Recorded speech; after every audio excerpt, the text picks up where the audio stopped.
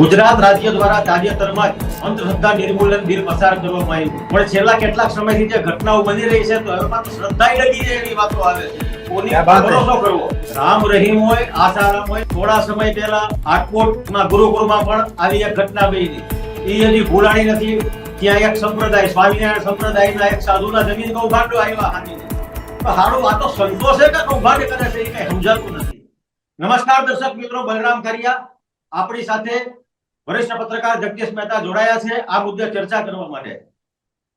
સાહેબ, હવે ખબર નથી પડતી કે લોકોએ ખરેખર, આમ તો ભગવાન ઉપર તો શ્રદ્ધા હોય જ છે, સાધુ સંતો છે ને, એ તો એક એનું માધ્યમ છે. કારણ કે આપણામાં કહેવાય છે કે ગુરુ ગોવિંદ દોનો ખડે કિસકો લાગુ પાય, બલિહારી ગુરુ દેવ કી જીને ગોવિંદ દિયો દેખાય. હવે આ જે ઘટના બની છે સરખેજ વાસળી આશ્રમની, તો ગુરુએ શિષ્યને બરખાસ્ત કરી દીધા. શિષ્ય કે તમે ગુરુ નહીં, ગુરુ કે તમે શિષ્ય નહીં. સાચું કોણ છે, ખોટું કોણ છે એ આપણે નથી, એનો મામલો કોર્ટમાં છે. પણ એક વખત તમે સંસારનો ત્યાગ કરી દીધો છે, તમારા પરિવારનો ત્યાગ કરી દીધો છે, સમાજનો ત્યાગ કરી દીધો છે, અને ભગવો ભેખ ધારણ કરી અને માત્ર ને માત્ર ધર્મ જ્ઞાન પીરસવાની વાત આવે છે, તો આ સત્તા, સંપત્તિ, કરોડોના આશ્રમ, વૈભવ, ભોગ વિલાસ, તમે જુઓ એસી રૂમ, તો સાહેબ આ ખરેખર મામલો જે આવ્યો છે. હવે આના રૂમ માંથી જે કઈ મળ્યા છે સ્ત્રીના વસ્ત્રો, હવે આમાં લોકોએ ક્યાં જવું, શું જવું, શું તમે શું આના વિશે જણાવશો? જુઓ બલરામભાઈ, હવે અત્યારે ભક્તોની કસોટી થઈ રહી છે. ભક્તોની પેલી વાત જ, કારણ કે જે આપણા ગલઢેરા કહી ગયા, કે આપણા જે કવિઓ કહી ગયા, કે અનુભવીઓ કહી ગયા, એ હવે આપણે સમજવાની જરૂર છે. મન મેલા તન ઉજળા, બગલા કપટી અંગ, અને એથી તો કાગા ભલા, જેના તન મન એક જ રંગ. આપણે નિરક્ષીર તારવવાની જવાબદારી હવે ભક્તો ઉપર આવી ગઈ છે. તથાકથિત સાધુઓ કે ધર્માચાર્યોએ જે અત્યારે ભોગ વિલાસ યુક્ત એવો જે સનાતન ધર્મ બનાવી દીધો, ધર્મની અંદર ઉધઈ તો આ છે. આપણે ઘણી વખત એમ માનીએ છીએ કે ધર્મ ક્ષીણ થતો જાય છે અને લોકોમાં ધાર્મિક આસ્થા એ ઓછી થતી જાય છે. એવું નથી. મૂળ વાત એ છે કે કહેવાતા ધર્માચાર્યોનું જીવન જ એવું પ્રેરક નથી કે મને ને તમને એમાંથી સાધુ ચરિત જીવન જીવવાની પ્રેરણા મળે. આપની જાણ ખાતર, આપ તો બહુ વિદ્વાન છો, જાણો છો બધું, કે રાફડો થાય ને તયે વાલ્મીક લૂંટારામાંથી, વાલિયા લૂંટારામાંથી વાલ્મીકી બને. ટેકરો છે ને, ખાડો કર્યા વગર ટેકરો ન થાય. કાંઈક પણ મેળવવું તો કાંઈક ગુમાવવું પડે. અગાઉના જમાનામાં દધીચી ઋષિ સહિતના જે સાધુ સંતો જે થઈ ગયા, એ હાડ માંસ એના એક જેવા થાય. મહાત્મા ગાંધી પણ એ જ તમને જો કેટેગરીમાં આવે. તમે જુઓ, માલ મલિદા ખાઈને તમે ક્યારેય સાંસારિક, જેને ત્યાગ પરિક્રમા કહેવાય, એની વાત કરી શકો નહીં. તમે હમણાં જ જેનો જિક્ર કર્યો કે અંધશ્રદ્ધા નિર્મૂલન, એવો જે સરકારે કાયદો કાઢ્યો, હવે એક બીજો કાયદો કાઢવાની જરૂર છે કે ખરેખર શ્રદ્ધા કોને કેવી અને પ્રજાએ ક્યાં કોને શ્રદ્ધા તરીકે માનવું, એવો એક કાયદો કરવાની જરૂર છે. મૂળ શું થયું છે બલ્લુભાઈ, પ્રોબ્લેમ શું છે કે આપણે ત્યાં જેની મૂળ ભૂમિકા છે સનાતન ધર્મના રક્ષક તરીકેની, આપણે એ લોકોને, અને એનો વાંક ને બધાનો વાંક છે કે એને જે રક્ષાની જવાબદારી કોની છે? શંકરાચાર્યજીની. પણ તમે જુઓ, બજારોમાં જેટલા મોટિવેશનલ સ્પીકર્સ, આવા જેટલા કેટલાક કથાકારો, કેટલાક આ પ્રકારના સાધુ સંતો, કેટલાક પોલિટિશિયન્સ, એ બધાની તમે જાહેર સભાઓ ચારેકોર થતી જુઓ છો. છાસવારે ન હોય એવા કાર્યક્રમ ઉભા કરીને, ફલાણા શતાબ્દી મહોત્સવ ને ફલાણા ઢીકણા મહોત્સવ કરીને જાજરમાન કાર્યક્રમો આપણે બધા એને માણીએ છીએ, એમ કહો તો હાલે. હવે એક કોઈ નામાં જો ધર્મની વાતો એવી છે, ધારયતિ ઇતિ ધર્મ, ધર્મને ધારણ કરવાની ચીજ છે, એની ગર્જના કરવાની ચીજ છે જ નહીં. હું મારા માવતરને જો સાચવતો ન હોઉં તો મારે શ્રવણની વિદાય વખતે પલપલિયા પાડવાનો કોઈ અધિકાર નથી. દશરથના બાણથી શ્રવણ વિંધાઈ જાય અને એના અંધ માવતર જ્યારે વલોપાત કરે ત્યારે મને તો જ આંસુ પાડવાનો પણ અધિકાર હોય કે હું મારા માવતરની શ્રવણની જેમ સેવા કરતો હોઉં તો. હવે મારા માવતર વૃદ્ધાશ્રમમાં હોય ને હું અહીં પલપલિયા પાડું એને કહેવાય નાટક. અને અત્યારે આપણે બધા ફેબ્રિકેટેડ ધાર્મિક છીએ, ફેબ્રિકેટેડ ધાર્મિક. એટલે આવા નાટ્યોત્સવ આપણે માણી રહ્યા છીએ. મોરારી બાપુ હોય કે રમેશ ઓઝા હોય, કોઈ પણ હોય, આપણે એની કથામાં જયારે કરુણાસભર એ વક્તવ્ય આપતા હોય આપણે બધા પલપલિયા પાડીએ છીએ. આ આખો સંસાર જેમ એ કહેવાય છે ને, સંસાર છે એ આખો એક નાટ્ય મંચ છે ને આપણે બધા એના કલાકારો છીએ. આપણે નો રોલ ભજવીને વયું જવું એ હવે ખરા અર્થમાં સાર્થક થઈ રહ્યું છે. વાત આપણે આવીએ જુનાગઢની. તમે વિચાર કરો, જે સાધુના ખોળીએ જીવ છે, જેના માટે કોઈ પણ પ્રકારની મોહ માયા એ એકદમ નિર્મૂલન હોવી જોઈએ. કોઈ દાવો કરે કે ભાઈ તમારો આશ્રમ મારો છે તો એને કેવું જોઈએ કે આ લ્યો હું સામેથી આપું ને હજી તમારે જોતું તો બે વસ્તુ બીજી આપી દઉં.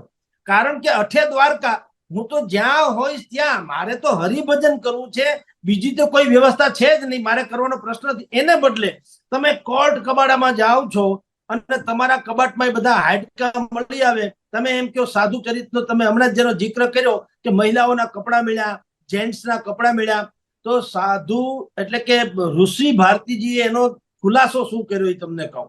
એણે એમ કીધું કે આ જે વિશ્વંભરી દેવી છે એના ડ્રાઈવરના પરિવારજનો ત્યાં રહે છે એની સાથે, એટલે એના કદાચિત કપડા હોઈ શકે. કપડા હું તમને એમ કહું તો રમકડા શું કામ હોવા જોઈએ? ડ્રાઈવરને રમકડાને શું લાગે વળગે? એટલે તમારી જાણ ખાતર દુનિયામાં એક વસ્તુ નક્કી છે કે મોરારી બાપુ જે છે ને એને બજારમાં ઉભે ભેળ ખવાય નહીં, નહીતર કાંઈ પાપ નથી કરતા. પણ લોકોની શ્રદ્ધા એના પ્રત્યે એવડી મોટી છે, એને ભેળ વાળાને ઘરે બોલાવાય ને પછી ભલે 10 ડીશ ચાપટે, પણ બજારમાં એને ભેળ ખવાય નહીં. કારણ કે લોકોની શ્રદ્ધા હચમચી જાય છે. એ બૂટ ચપ્પલ પહેરી શકે પણ એ ચાકડી પહેરે છે. શું કામ? હવે લોકોએ માની લીધું. મોરારી બાપુએ અનેક વખત કીધું ખરું કે ભાઈ હું ચપ્પલ પહેરું તો વાંધો નથી, પણ હવે લોકોની શ્રદ્ધા છે તો મારે એને અનુરૂપ રહેવું પડે. એટલે હવે સનાતન ધર્મના તથાકથિત ઠેકેદારોએ સુધરવાની જરૂર છે, અથવા તો લોકોની શ્રદ્ધાને અનુરૂપ જીવતા ટેવાવું પડશે. હવે જો પ્રેરણા ભક્તો પાસેથી ગુરુઓએ લેવાની જરૂર છે. હવે ગુરુઓ પાસેથી ભક્તોને કઈ પ્રેરણા નથી મળતી. ભક્તિ જે છે ને, ભક્તિ જેને કહેવાય, શ્રદ્ધા અને ભક્તિ બિલકુલ પવિત્ર છે. એમાં કોઈ એને તમે અંધશ્રદ્ધાની કક્ષાએ લઈ જાઓ તો પણ ભક્તિ બિલકુલ પવિત્ર છે. કારણ કે એ ભોળક છે. હું અહીંથી ચોટીલાનો ડુંગરો ચડું, મને ખબર છે ત્યાં કઈ માતાજી એવું તો ખરેખર તો રૂબરૂ કહેવાના નથી ને, આવો જગદીશભાઈ ચા પાણી પીને જજો, શું આજ ધક્કો ખાધો, હતું કઈ કામકાજ, એવું તો છે નહીં. પણ મારી શ્રદ્ધા, એ શ્રદ્ધા તો 916 કેરેટની છે. શ્રદ્ધા પૂર્ણપણે છે. માં મારા સામું જોઈ લે, એની દ્રષ્ટિ મારી ઉપર પડી જાય, હું માનું મારા હંધાય પાપ ધોવાઈ ગયા, યા તો મારો જે કઈ વિષાદ છે દૂર થઈ ગયો. એ શ્રદ્ધા છે, પવિત્રતા. હવે એને જાળવવાની જવાબદારી કોની છે? ચોટીલાના ડુંગરના મંદિર ઉપર માળી બિરાજે છે એનું જેટલા સંચાલન કરે છે એની જવાબદારી છે. મારી શ્રદ્ધાને ટકાવી રાખવાની, હચમચાવવાની નહીં. અહીંયા જે અત્યારે જેની આપણે ચર્ચા કરી રહ્યા છે, જુનાગઢના ભારતીય આશ્રમના 4 આશ્રમોની 500 કરોડ રૂપિયાની મિલકતમાં ઋષિ ભારતીને અને હરિહરાનંદજી બાપુને, બંને જે છે હરિહરાનંદજીના બાપુના શિષ્ય છે ઋષિ ભારતી, જેને હવે આ લોકોએ કાઢી મૂક્યા છે. એટલે હરિહરાનંદજીએ કાઢી મૂક્યા છે ને ઉચિત છે. મૂળ વાત એવી છે કે તમે સાધુ ચરિત વ્યક્તિત્વ છો, એટલે કે જે હરિહરાનંદજી બાપુ છે, તમે એને ક્યાંય ટીવી ડિબેટમાં જોયા? તમે એને ક્યારે સામાજિક વાત કરતા જોયા કે ફલાણો અમારા કુટુંબમાં આમ છે, કે અમારી જ્ઞાતિ આ છે, ફલાણો છે?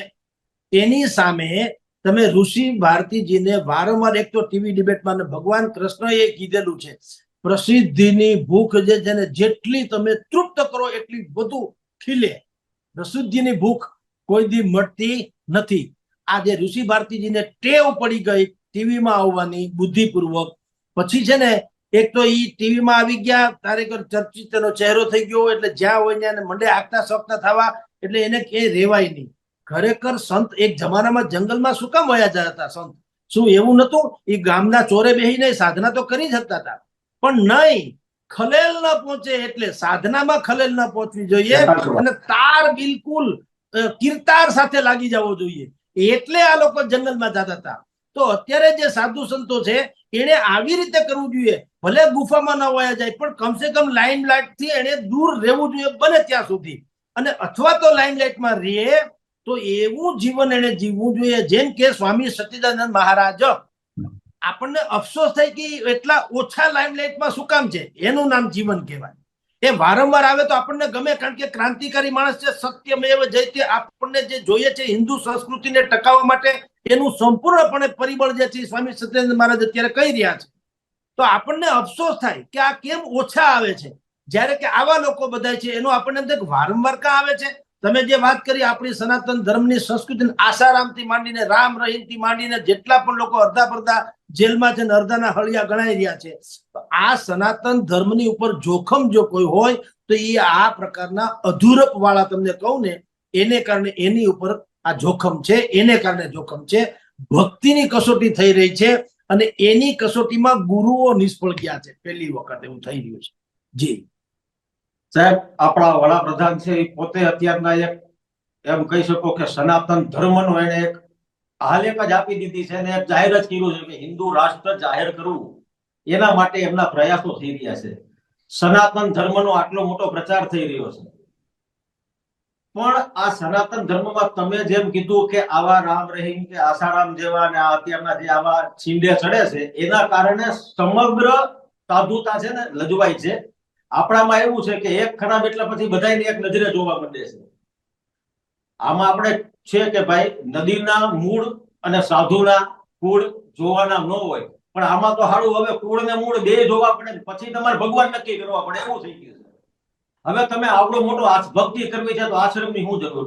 હવે આવડો મોટો આશ્રમ છે તેમાં વૃદ્ધાશ્રમ હતી, ગૌશાળા હતા, તો એને બંધ કરી દીધું, બીજી હોસ્ટેલ ચાલુ કરી નાખી. પોતે ભગવા તેને ભેગા 6 ગનમેન રાખે ને 20 બાઉન્સર લઈને નીકળે. તો આ તો માર્કેટિંગ પોતાનું કરે છે. તો ધર્મનો પ્રચાર કરે છે કે પોતાનો પ્રચાર કરે છે? હવે એના તમે જોવો કે સાધુના રૂમમાં હોય શું ભાઈ? એક ઓછાડું હોય, એક ઉડવાનું હોય, નીચે પાથરવું હોય. એને ક્યાં સુખ સંપત્તિ ને વૈભવ ભોગવવાનો છે? એને તો ત્યાગ કર્યો છે. તો આ તો ભાઈ ડબલ બેડ ના પલંગ બનાવે છે. આમાં દીકરું છે બધું. તો આવું કઈ રીતે ચાલી શકે? અને લોકો કેમ આનો વિરોધ? જ્યાં અનેક ભક્તો જાય છે તો એ લોકોએ પણ ખરેખર તો ભક્તોએ પણ વિરોધ કરવો જોઈએ. જુઓ બળવંતભાઈ, બલુભાઈ, ખરેખર તમને કહું, આપણે પરિશુદ્ધ સનાતન ધર્મની વાત એટલે ટકાવવાની વાત કરવી હોય તો પહેલી વાત તો શું કરવાની જરૂર છે? કોઈ ધાર્મિક સ્થાનોમાં મફતનું જમાડવાની જે પ્રથા છે ને, એ એક તો કેન્સલ કરવી જોઈએ. મફત શબ્દ જ બહુ ખતરનાક છે. અને જો આ ન હોય તો કઈ કોઈ મરી જાય એવી કોઈ સ્થિતિ છે નહીં. એવું નથી કે આને આધારે જ કોઈ જીવતું હોય. તમે અહીંથી હું જો સત્તાધાર જવાના ટિકિટ ભાડા ખર્ચી શકતો હોત, મારે જમવાનું આપવાનું, એના પૈસા લેવા જોઈએ, હું તમને એમ કહું. પણ બધું ટ્રાન્સપરન્ટ હોય તો શું કામ તમને કહું કે જેમ ખાબોચિયાના પાણી ગંધાઈ જાય, ખળખળ વહેતા ઝરણા નિર્મળ રહે છે, એવી રીતે તમારી પેટમાં જ્યારે એક પરસેવા વગરનું અને બિલકુલ મફતનું કંઈક પડી જાય છે, પછી તમારી બે ભૂમિકા થાય છે. નંબર 1, તમને એક તો એ ટેવ પડે છે. પેલા તમને ટેવ પડે, પછી ટેવ તમને પાડે. અને પછી બીજું, તમે સાચું ખોટું પર જેનું અન્ન તમારા મોઢામાં છે, તમારે એની સરાહના કરે છૂટકો છે. અને પિતામહ ભીષ્મ મહાભારતના એનું સૌથી મોટું ઉદાહરણ છે કે કૌરવો બધું જ ખોટું કરી રહ્યા છે એને ખબર હતી, પણ કારણ કે એ કૌરવના પક્ષે હતા ને એમાં એને ત્યાં રોજ ખાતા પીતા હતા, કમસે કમ ત્યાં રહેતા હતા એટલીસ્ટ, તો એને કૌરવનો પક્ષ છોડી ન શક્યા અને સત્યની પક્ષ પાંડવોનો વાત લઈ નતા શક્યા. અને પછી આપણે સમજીએ બાણસૈયા ઉપર એને આવી રીતે જીવવું પડ્યું. તો અત્યારે જે સ્થિતિ છે, તમે જેમ કીધું, આવા સદ્દામ હુસેનના મહેલને ઝાંખો પાડે એ પ્રકારની જાહો જલાલી ધરાવતા આશ્રમો જે છે, હવે એમાં તમને ક્યાંથી વૈરાગ્ય જાગે સાહેબ? તમે વિચાર કરો, રાજા ભરથુહરિએ વૈરાગ્ય શતક લખ્યું અને શૃંગાર શતક પણ લખ્યું, શૃંગાર શતક વાંચો તો તમને એમ થાય કે જગતમાં બાકી બધું વૈરાગ્ય વૈરાગ્ય કાંઈ હોવું જ ન જોઈએ, આપણે બધા ભોગવી લેવા જોઈએ, આવું શૃંગાર શતક છે. અને એ જ રાજા ભરથરીએ વૈરાગ્ય શતક લખ્યું, એ વાંચીને તમને એમ થાય કે આ જગત મિથ્યા છે, ઈશ્વર જ પરમ સત્ય છે. અને એ વૈરાગ્ય શતકમાં પણ એને એક જીજીવિષા નામનું પ્રકરણ લખ્યું છે. એ પ્રકરણ છે ને અહીંયા લાગુ પડે જુનાગઢના ઋષિ ભારતીજી સહિતનાને, એટલે હું એનું અત્યારે ઉદાહરણ ટાંકું છું કે ભર્તૃહરિજીએ લખ્યું જીજીવિષા કેવી હોય કે એક દેડકો છે, એને સાપ ગળી ગયો છે, સાપે દેડકાને ગળી લીધું છે, દેડકો દેડકાનું આખું શરીરથી સાપના મુખમાં છે, ખાલી દેડકાનું મોઢું જ બહાર છે અને એ હમણાં ગળી જવાની તૈયારીમાં છે. એવામાં ત્યાંથી પતંગિયું નીકળે છે, દેડકો એની જીભ લાંબી કરે છે પતંગિયું ખાવા માટે. બોલો, એટલે ભલા માણસ, તમે ખુદ સાપના મોંમાં છો, તમારો કોળિયો હમણાં થઈ જવાનો છે, તો હવે તમે ખાવ, તમારે પતંગિયું ખાવાનો શું મતલબ છે? પછી ઓલા હાસ્ય કલાકારો નથી કહેતા કે એક ભાઈ ટ્રેનના પાટામાં બેઠા હતા, કોઈએ પૂછ્યું તમે શું કામ અહીંયા બેઠા છો? કે ભાઈ આપઘાત કરવા. તો તમારી પાસે ગાંઠિયા બાઠિયા ની તમે શું લેવી કે ટ્રેનનું ક્યાં નક્કી છે, વહેલા મોડી થાય તો? એટલે ભલામણા તમારે મરી જાવ. એટલે આ એના જેવી સ્થિતિ છે કે જીજીવિષા પ્રકરણ છે. આ બધા સાધુ સંતો જે કહેવાય છે ને જીજીવિષા છે. મારો મોટો ચાહક વર્ગ હોવો જોઈએ, મારો અનુયાયી વર્ગ મોટો હોવો જોઈએ, મારા આશ્રમ મોટા હોવા જોઈએ, મારા ગુરુકુલો મોટા હોવા જોઈએ, મારો વ્યવહાર મોટો હોવો જોઈએ, મને મોટા મોટા ફંક્શનોમાં નોતરા મળવા જોઈએ, હું મોટા મોટા વક્તાઓની સભાઓમાં બિરાજતો હોવો જોઈએ. આવી બધી જે જીજીવિષા છે, એ જીજીવિષાને કારણે અત્યારે જેની આપણે ચર્ચા કરીએ છીએ એવા પ્રસંગો બનતા હોય છે. જ્યારે કે જો જે કોઈ વ્યક્તિ સાધુ ચરિત હોય તો એને આવું કશું જ નડે નહીં. એક ભાવનગર તરફ એક સાધુ બહુ ખોળીએ જીવ છે, હું નામ જ ભૂલી ગયો, આવી રીતે પડ્યા રહેતા હતા, શિયાળો ઉનાળો ચોમાસું. મસ્તરામ બાપુ, તમે વિચાર કરો, હા, એને કહેવાય સાધુ ચરિત. કે તમે જુઓ, ગંગા સતીએ કીધું ને, દુઃખ અને સુખની જેને આવે નહીં હેડકીએ તો આઠે પ્રહર આનંદ. શિયાળો ઉનાળો ચોમાસું ગમે તેમ હોય, એની પોઝિશન બદલાણી નહીં. અને અઠે દ્વારકા જેમ કહીએ છીએ કે અમુક વ્યક્તિનો એવો પ્રભાવ હોય કે એ જ્યાં બિરાજતા હતા ત્યાં તીર્થધામ થઈ ગયું. આમ પણ તમને કહું, કોઈ સરકારે કીધું છે ગુરુ દત્તાત્રેય થી માંડીને મહાલક્ષ્મી સુધીના ને કે અમરનાથ સુધીના, શંકર બાપા સુધીના કોઈએ સરકારે કીધું પણ એક કામ કરો, તમે બધા અહીં કાળવા ચોકમાં આવતા રહ્યો જુનાગઢના, અથવા તો રાજકોટના ત્રિકોણબાગમાં આવતા રહ્યો, જેથી કરીને તમને બધા યાત્રિકો તાત્કાલિક મળી શકે. તમે એટલે ઉપર બેઠા ત્યાં વીજળી પુગાડવી કે લાઇટ પુગાડવી અઘરી કીધું કોઈએ નહીં. કારણ એવું છે તમારે ત્યાં જવું પડે, કારણ કે એની સાધના એવી છે જે તે લોકોની. પછી આ તમે મસ્તરામ બાપુ કયો, બાપા સીતારામ કયો, કે વીરપુરના જલારામ બાપા કયો, કે જેટલા પણ ચોટીલાના માં ચામુંડા કયો, કે અંબાજીના અંબામાં કયો, બધી જ જગ્યાએ જે આપણા દેવ દેવતાઓ જે છે એનું અને એના સંતો, એને દ્વારા જે સંતો થયા છે, લોકોએ સુવિધા સરકારે ત્યાં સુધી પહોંચાડવી પડી. એને સુવિધા પાછળ ભાગવું ન પડ્યું પોતે. ત્યારે અત્યારે જે ઋષિ ભારતી માંડીને બધા લોકો કરે, એ લોકો સુવિધા પાછળ ભાગે છે. અને એટલે આટલી હદે નાલેશી એની થઈ રહી છે કે તમારે ત્યાંથી બિનજરૂરી અથવા તો શંકાસ્પદ કયો તો એ, અને અથવા તો તમને શર્મનાક કયો તો તે, એવા બધા તમારે ત્યાંથી ઓર્નામેન્ટ્સ બધા મળી આવે, ચીજ વસ્તુ મળી આવે. તમને સાધુ ચરિત કેવા, એમાં શંકા જન્મે એવો તમારો વ્યવહાર હોય. તમે ક્યારેક એવા નિવેદનો કરો કે તમે જુઓ, ભૂપેન્દ્ર પટેલના પુત્ર બીમાર હતા ત્યારે છાપામાં વાત આવી હતી કે એણે હાઈકમાન્ડને એવું કીધું હતું કે ભાઈ મને હવે આ મારી જવાબદારીમાંથી મુક્ત કરો તો મારે હવે મારું કામ કરી શકું. એવા સમયે કોઈ ન કે આ પ્રકારની વાત, પણ આજેની આપણે ચર્ચા કરી છે ઋષિ ભારતીજી, એણે કીધું હતું કે અમારે કોળી સમાજમાંથી કોઈને મુખ્યમંત્રી બનાવવા જોઈએ. ભલા માણસ, તમે જયારે ખોળિયું બદલાવીને સાધુ ચરિત થઈ જાઓ છો, દીક્ષા લઈ લ્યો છો, પછી તમે સમસ્ત સમાજના હો, તમારા ઇન્ડિવિજ્યુઅલી કોઈ સમાજના તમે હોઈ ના શકો. પણ આ બધું છે હવે ગ્રુપિઝમ ચાલે છે, એટલે ધાર્મિક સંસ્થાઓ, હા, કાસ્ટિઝમ, ગ્રુપિઝમ, બિલકુલ. અને એને કારણે મેં કીધું ને, સનાતન ધર્મના આપણે 85% લોકો છીએ, પરંતુ આપણે ધર્મની મૂળ વ્યાખ્યા જે છે એનાથી પર છે. કારણ કે શંકરાચાર્યજીના પ્રવચનો ક્યાંય થતા નથી, અને જે કોઈ આ લોકો કરે છે એ બધા આ જ પ્રકારના લોકો છે. એટલે દરેક લોકો બોલવા વાચાળ બહુ છે, હોશિયાર બહુ છે, સંમોહિત કરી દે પણ તમને ઓરિજિનલ વાત ન કરે. બાલકે કરવી તો સાચી વાત હોવી જોઈએ, ભલે એ ગમે એવી હોય. દવા ક્યારેય મીઠી ન હોય, કડવી જ હોય, અને તો જ તમે નિરામય જીવન જીવો. એમ આપણો ધર્મને જો ખરેખર તંદુરસ્ત ધર્મ રાખવો હોય, સનાતન ધર્મને અડીખમ રાખવો હોય, તો શંકરાચાર્ય કક્ષાના લોકો જે છે એને આ બધી મિસાલ હાથમાં લેવી જરૂર છે.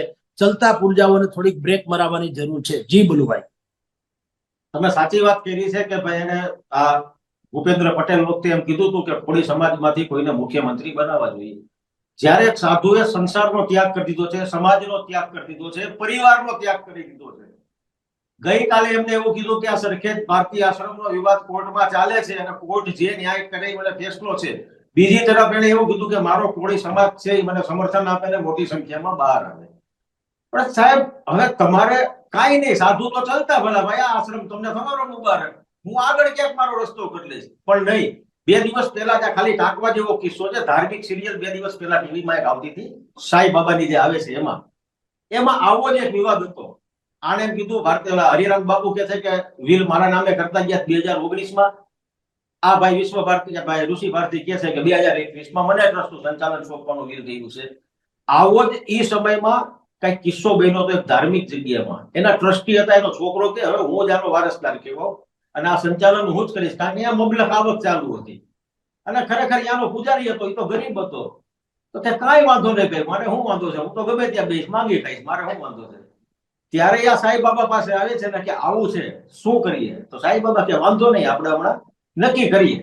બંનેને એક પાત્ર આપે છે, એમાં જળ ભરે છે, બેયને હાથમાં પકડાવે છે કે તમે બે જળ પકડીને ઉભા રહ્યો, હાથ નીચી તમારા પ્રભુનું સ્મરણ કરો.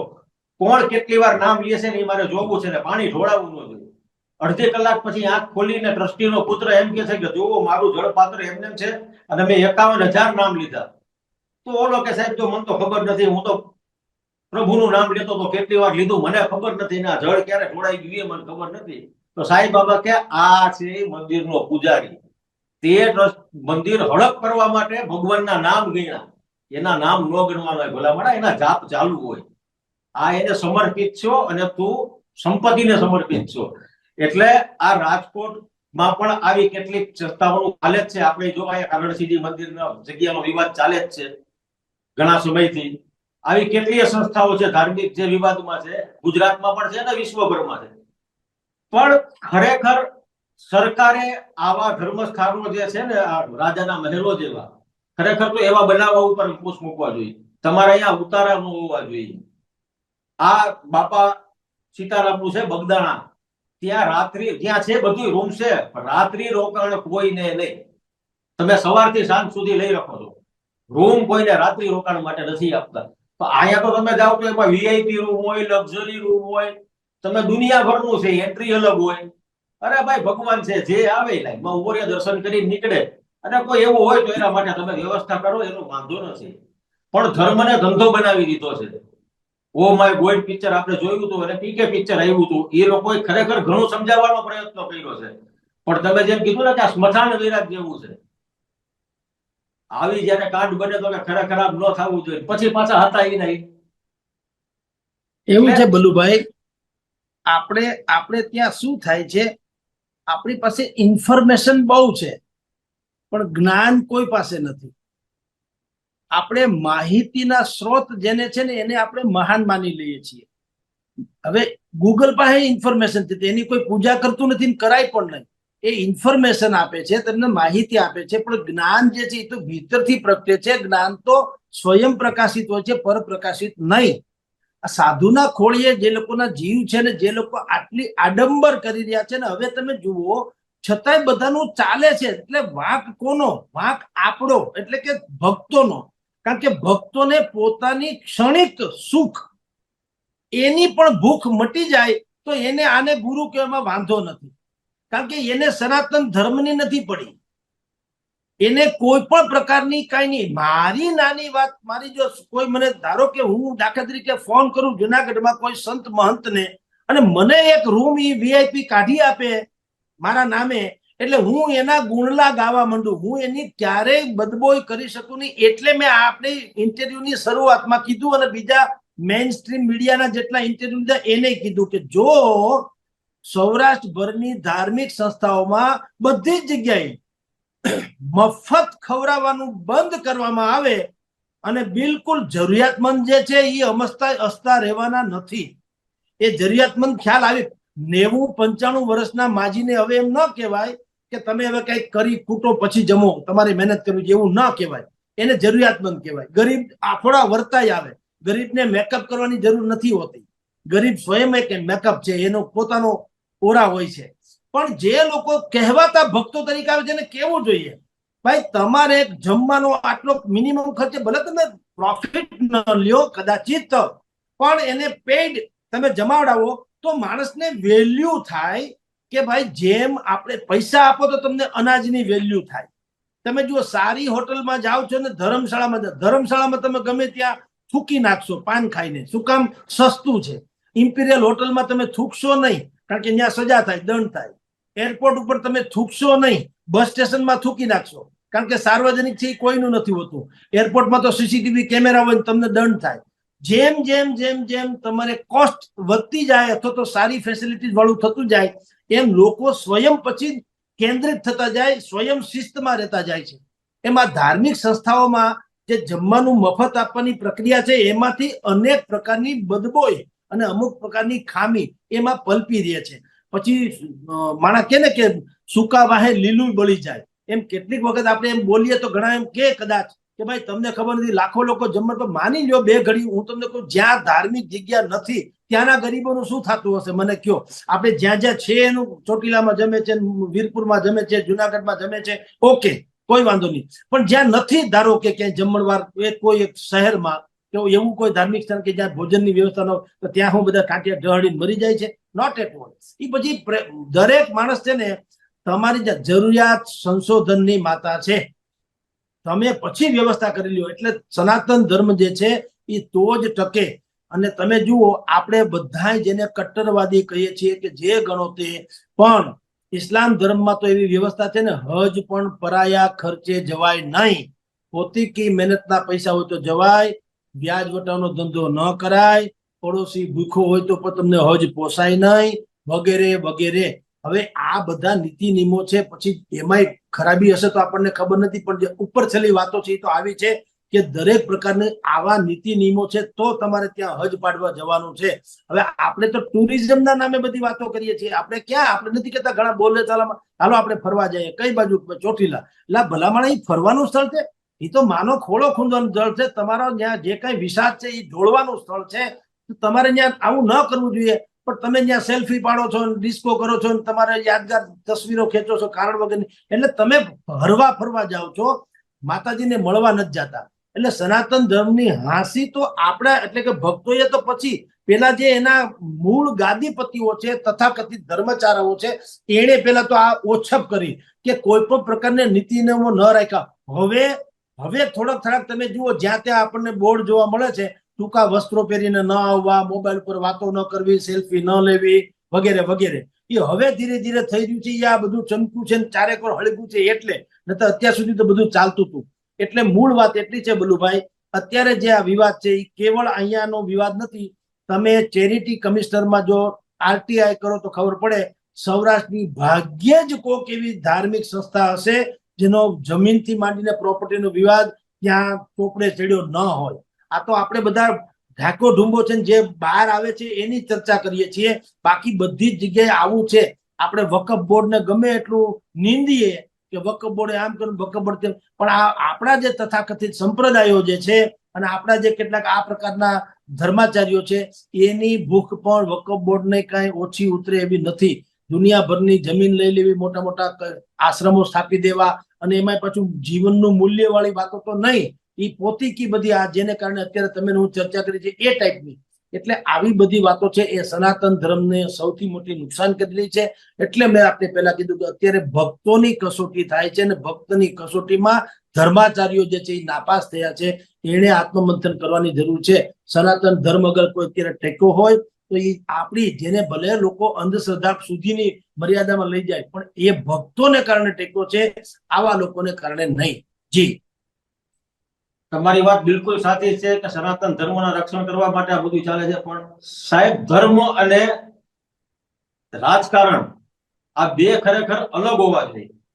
પણ તમે છેલ્લા કેટલાક વર્ષોથી જોવો તો ધર્મ અને રાજકારણ એ બે એકબીજાના પૂરક થઈ ગયા છે. ધાર્મિક સંસ્થાઓને, આવા સંપ્રદાયોને રાજકીય પક્ષોએ પોતાની વોટ બેંક તરીકે ઉપયોગ કરે છે કે જે સંસ્થાનું નામ મોટું તો એમની મીટિંગો પણ છે. રાજકોટમાં તો જોવો એક ધર્મ સંસ્થામાં ચૂંટણી ગાળે બોર્ડે લાગ્યા હતા ને એ મુદ્દો ચૂંટણી કમિશનરમાં પહોંચ્યો. બીજું રાજકારણીઓ છે એ ધર્મનો પ્રચાર કરવા માંડ્યા છે અને ધર્મગુરુઓ છે એ રાજકારણનો પ્રચાર કરવા નીકળ્યા છે કે તમે આને મત આપો. તો સાહેબ આમાં સનાતન અને સંસ્કૃતિ ભાઈ ટકી કેવી રીતે શકશે?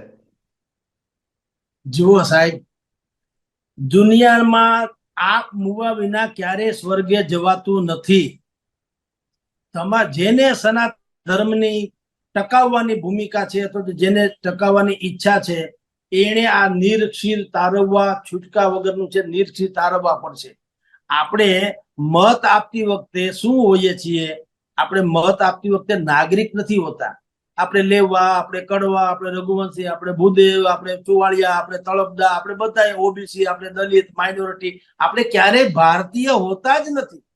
પછી ખાડા ખબડા વાળા થઈ જાય, રોડ રસ્તા ને પાણીથી બધું બેક થઈ જાય. હોય બાપા મરી ગયા, તંત્ર કોઈ દી જવાબ, તંત્ર કોઈ ફરક નથી. ક્યાંથી ફરકે? તમે તંત્રને તો કોઈ દી મત આપ્યો છો જ ક્યાં?